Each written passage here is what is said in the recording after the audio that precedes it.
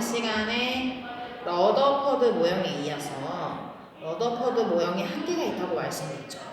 러더퍼드 모형에는 한가운데 원자핵이 있고 질량이 무겁고 대부분 빈 공간이며 이 주위를 전자가 돌고 있다라고 얘기한 게 러더퍼드의 모형이었어요. 근데 이 모형에 한계가 있어요. 자, 전하를 띤 입자가 원운동을 하면 전자기파가 발생할 수밖에 없고 그러면 에너지 손실이 있어요. 그러면 에너지가 손실된다는 얘기는 이 전자가 돌다가 점점 원자핵이 가까워져서 원자핵이랑 만나 붕괴되어야 된다는 얘기고, 그러면 원자의 안정성을 설명하기가 어려웠던 거죠. 그래서 원자가 안정적으로 존재하는 까닭을 설명할 수 없었고, 그 다음에 수소기체 방정관에서 발생하는 불연속적인 선스펙트럼을 설명할 수 없었어요. 이대로라면 에너지 값은 연속이어야 되니까 그게 고전역학적 개념이죠. 그럼 이번 시간에는 수소 원자의 선스펙트럼을 해석할 수 있고 그에 따른 보어의 원자 모형을 이해할 수 있으면 됩니다. 선스펙트럼, 전자껍질, 바닥 상태, 들뜬 상태. 이 보어의 원자 모형은 고전역학에서 현대의 물리학으로 넘어오는 현대 물리학 중에서 한 계보인 양자역학을 열어주게 된 계기가 되죠.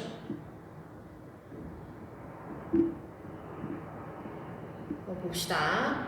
스펙트럼 자체는 빛을 프리즘 또는 분광기에 통과시키면 빛이 나누어지어서 나타나는 색의 띠예요. 색이 여러 개의 파장값이 다 혼합되어 있는데 그게 분광기나 프리즘에 의해서 나누어지는 거고, 그게 우리 눈에 보이는 거죠. 자, 햇빛을 관찰하면 연속으로 나와요. 그리고 우리는 1학년 때 연속 스펙트럼이 대기를 지나가면서 그 대기에 해당하는 원자의 스펙트럼을 흡수한 걸 우리가 이제 흡수 스펙트럼이라고 배웠던 거죠. 참고로 알아둡시다. 원래는 햇빛은 연속 스펙트럼이어야 해요. 우리 지구에서 관찰됐을 때 흡수 스펙트럼으로 관찰되는 거였죠. 그 다음에 기체를 방전시켰을 때 나오는 빛을 프리즘에 통과시키면 스펙트럼이 불연속적으로 나오는데 이걸 우리가 선 스펙트럼이라고 합니다. 선 스펙트럼은 제가 밑에다 그림으로 그려놨어요. 그림을 드렸고, 연속 스펙트럼은 한번 저와 함께 그려보죠. 연속 스펙트럼은 이렇게 생긴 거에 봐봐요. 오른쪽으로 갈수록 빨강색, 보라색. 빨강색이니까 파장이 길고, 그리고 우리가 이렇게 볼 수 있는 색깔의 빛을 우리가 가시광선이라고 하지만 실제로 가시광선보다 더 파장이 긴 빛도 있고 더 보라색보다 더 파장이 짧은 빛도 있죠. 그걸 우리가 이제 붉은색보다 더 파장이 긴 걸 우리가 빨간색보다 바깥쪽에 있다 그래서 적외선, 보라색보다 바깥쪽에 있다 그래서 자외선이라는 용어를 쓰죠. 자외선과 적외선 중에 더 에너지가 큰 에너지는 무엇인가요? 자외선이죠. 그렇기 때문에 자외선으로 살균을 하는 거고, 적외선은 열선이에요. 열이 방출돼서 우리가 찜질방에 가면 적외선 찜질방이 있는 거죠. 얘가 에너지가 더 커요. 그렇다는 얘기는 적외선이 에너지가 더 작다는 얘기고, 그리고 에너지와 파장은 서로 반비례한다는 걸 생각해 볼 수 있어요. 그러면 연속 스펙트럼도 한번 그려봅시다. 연속 스펙트럼은 여기가 이렇게 빨갛고, 그 다음에 주황도 가능하니까 주황도 할까? 주황, 노랑, 초록,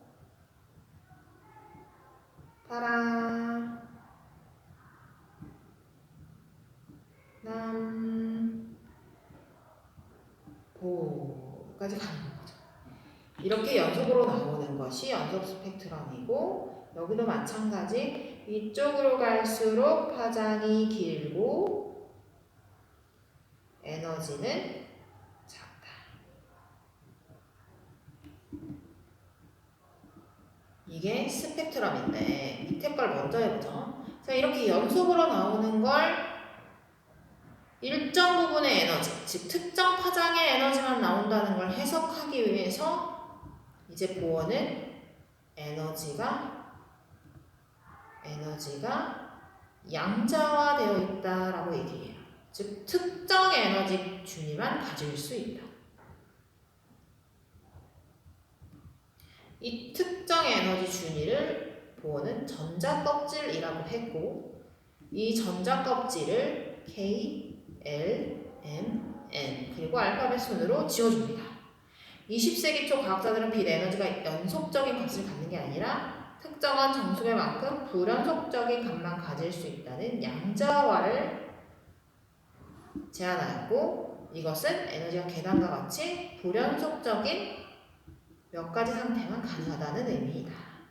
무슨 말이냐면 우리가 내리막길을 내려가면 모든 위치를 다 연속적으로 찍으면서 내려갈 수 있어요. 근데 계단을 내려갈 때는 이 특정 위치만 우리가 서 있을 수 있죠. 우리가 이 계단과 계단 사이에 붕 떠 있을 수 있나요? 그 위치를 우리가 멈춰 있을 수 있나요? 없는 거죠. 특정한 에너지만 가질 수 있고 특정한 에너지 위치에만 있을 수 있다. 똑같이 이 K, L, M, N 요 해당하는 요 에너지만 가질 수 있다. 그래서 원자의 주위를 원운동을 하고 있고 특정한 에너지만 가질 수 있는 이 궤도를 전자껍질이라고 하고 전자는 이 전자껍질 위에만 있을 수 있다. 이 전자껍질과 껍질 사이에는 전자가 존재할 수 없다. 그리고 에너지가 K, L, M, N으로 갈수록 점점 커지죠. 즉 원자가 멀어지면 멀어질수록 에너지는 커진다. 그리고 커질 때 이 에너지 간격이 점점 줄어들죠.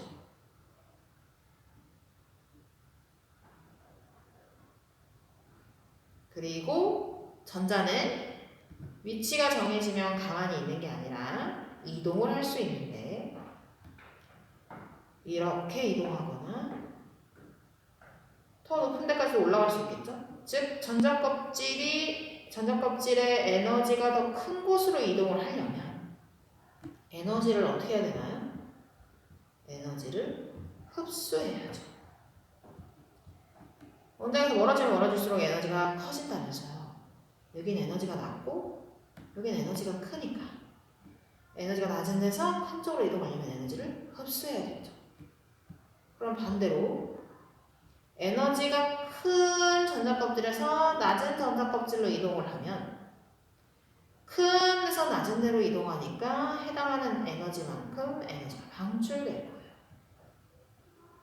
이 방출되는 에너지가 빛의 형태로 우리 눈에 보일 때 우리가 이거를 스펙트럼이라고 하는 겁니다. 그러니까 특정한 에너지에만 전자가 있을 수 있으니까 특정한 에너지만큼만 방출되겠죠. 그러니까 특정 파장만 우리 눈에 보일 수 있다는 얘기인 거예요. 정리해보면 수소기체를 방전관에 넣고 고전압으로 방전시키면 수소 방전관에서 빛이 방출되는데 이 빛을 뭐에 통과시키면? 프리즘 또는 분광기에 통과시키면 불연속적인 선 스펙트럼이 생긴다. 고전압을 걸어준다는 얘기는 에너지를 넣어주는 거예요. 그러니까 전자가 에너지를 흡수해서 에너지가 높은 상태로 됐다는 얘기는 들뜬 상태가 됐다는 얘기죠. 들뜬 상태란 원자가 에너지 값이 높은 상태를 말합니다. 이 높은 상태는 불안정해요. 그래서 안정해지려면, 즉 에너지가 낮은 상태로 가려고 전자가 이동을 하겠죠. 아까 말한 대로 높은 전자 껍질에서 낮은 전자 껍질로 이동을 할 거예요. 그게 안정화니까. 그때 에너지가 방출되고 그게 빛의 형태로 보이면 그게 스펙트럼이 되는 겁니다. 에너지를 방출하면서 에너지가 낮은 상태로 된다는 게 이제 무슨 말인지 알겠죠? 높은 상태에서 낮은 상태로 전자가 이동하면서 에너지를 방출하고 그게 빛의 형태로 우리 눈에 관찰되면 그게 스펙트럼이다. 에너지가 낮은 상태를 우리가 바닥 상태라고 합니다.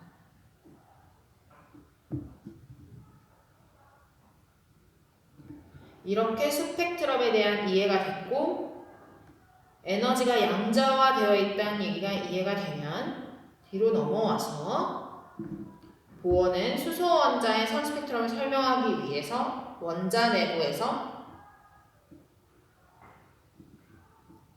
전자의 에너지가 양자화되어 있다고 제안하였고 원자 내부의 전자들은 원자핵 주위를 무작위로 돌고 있는 것이 아니라 특정한 에너지 준위를 갖는 궤도에만 있을 수 있고 이 특정한 에너지 준위를 가진 궤도를 전자껍질이라고 한다. 그럼 전자껍질에 대해서 더 자세히 알아보자.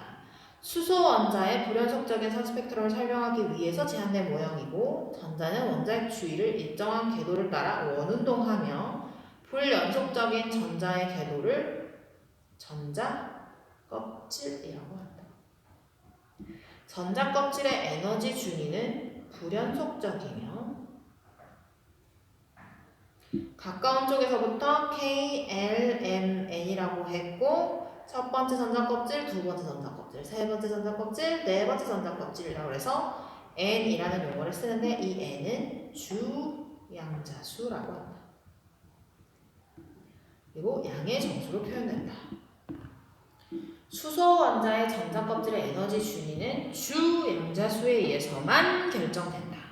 이건 나중에 오비탈을 배우면 왜 이렇게 써놓는지 아실 거고 그 다음에 원자에게 멀어질수록 전자껍질의 에너지 준위는 어떻게 된다 그랬죠? 에너지는 커진다고 했죠. 에너지 준위는 높고 인접한 두 전자껍질 사이 에너지 간격은 좁아진다. 전자가 원자에게 가까운 전자껍질에 존재하는 상태, 즉 에너지가 낮은 전자껍질에 전자가 존재하는 상태. 그래서 원자 자체가 에너지가 낮은 상태를 우리가 바닥 상태라고 하고 전자가 에너지 준위가 높은 전자껍질로 전이 돼서 불안정한 상태가 된 걸 우리가 들뜬 상태라고 합니다. 에너지 준위가 가장 낮아서 안정한 상태, 바닥 상태. 에너지 준위가 높은 상태를 우리가 들뜬 상태. 전자는 같은 전자껍질에서 운동할 때 에너지를 흡수하거나 방출하지 않아요. 그렇지만 다른 전자껍질로 전이 될 때 에너지를 흡수하거나 방출하는 거예요. 그럼 한번 봅시다. 왼쪽 그림이 흡수일까요? 오른쪽 그림이 흡수일까요? 원자에서 멀어지면 멀어질수록 에너지가 높다 했죠. 얘가 낮은 거고 얘가 높은 거잖아요. 낮은 데서 높은 데로 가려면 에너지를 흡수해야겠죠. 얘는 에너지가 높은 데서 낮은 곳으로 내려오는 거니까 에너지를 방출하겠죠. 전자는 이렇게 이동을 할 수 있다. 빛 에너지와 파장은 어떻게 한다? 반비례한다 라고 아까 스펙트럼 할 때 얘기했고 전자가 전이할 때 방출하는 에너지가 클수록 빛의 파장은 짧겠죠. 에너지가 작을수록 빛의 파장은 길다. 그러면 우리가 한번 생각해 봅시다. 첫 번째 전자껍질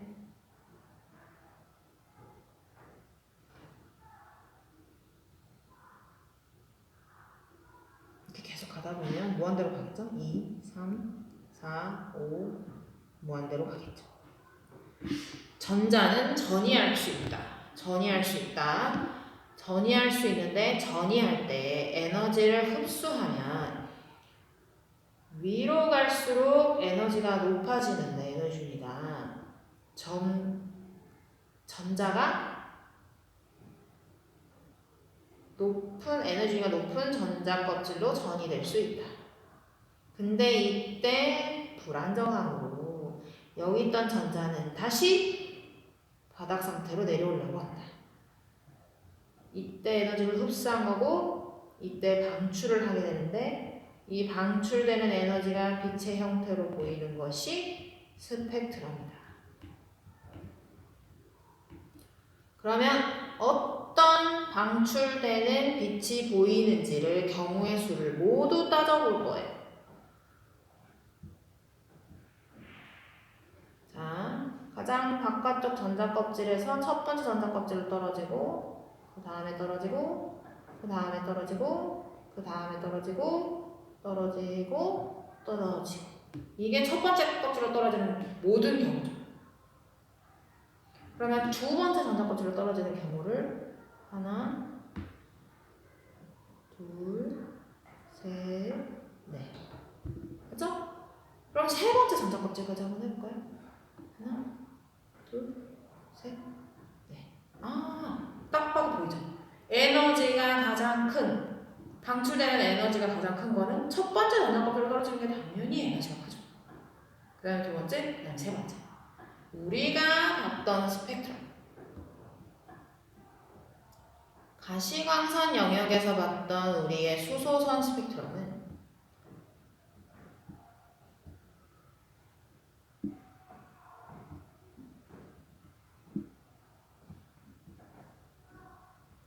우리가 봤던 수소선 스펙트럼은 가시광선 영역이었고 이 가시광선 영역에 해당하는 에너지는 두 번째 전자 껍질에 해당되는 겁니다.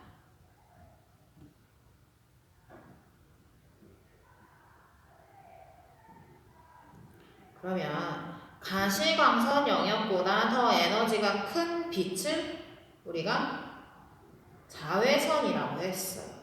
그러니까 첫 번째 껍질로 떨어지는 스펙트럼은 자외선 영역에서 얻게 돼요. 그래서 우리가 이거를 라이먼 계열이라고 하고 가시광선 영역에서 얻어지는 스펙트럼을 우리가 발머 계열이라고 합니다. 발머가 이 가시광선 영역에서 얻어지는 파장값만을 가지고 발머 10을 구해내거든요. 그걸 따서 발머 계열이라고 부르고 그럼 가시광선보다 더 에너지가 작은 빛은 적외선이었죠. 그래서 세 번째 껍질로 떨어지는 스펙트럼을 적외선 영역에서 얻었고 우리가 이걸 파셴이 발견했기 때문에 파셴 계열이라고 합니다.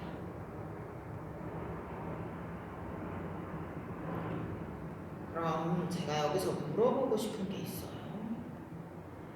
자, 두 번째 전자 껍질로 얻어지는 선 스펙트럼이 이걸라고 했죠? 그러면 여기는 가능한 경우의 수가 A, B, C, D가 있을 거예요. 그죠? 그러면 A, B, C, D 중에 A에 해당하는 에너지는 어떤 거예요? 이쪽으로 갈수록 빨강색이니까 파장이 길고 에너지는 작아요. 그쵸? 그렇다는 얘기는 가장 에너지가 작은 걸 찾으면 된다는 얘기잖아요. A, B, C 중에 에너지가 제일 작은 건 A죠.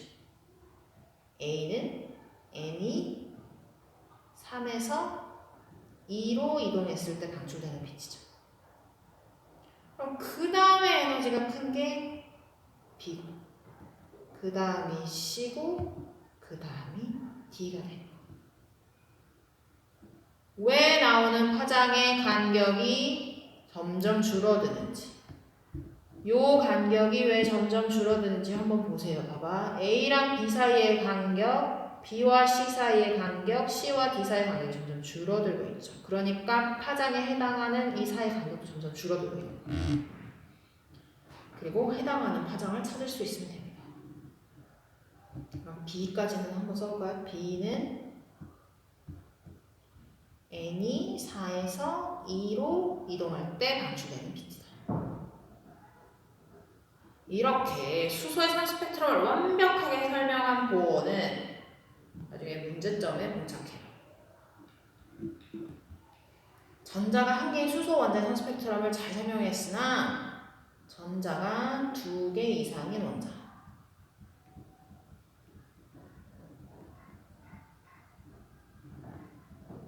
다전자 원자를 설명하지 못하죠. 다전자 원자의 스펙트럼을 설명하지 못해요. 당장 헬륨부터 설명이 안 되는 거예요. 헬륨은 이거보다 선이 더 많이 나오는데 그걸 설명할 수 없었던 거죠.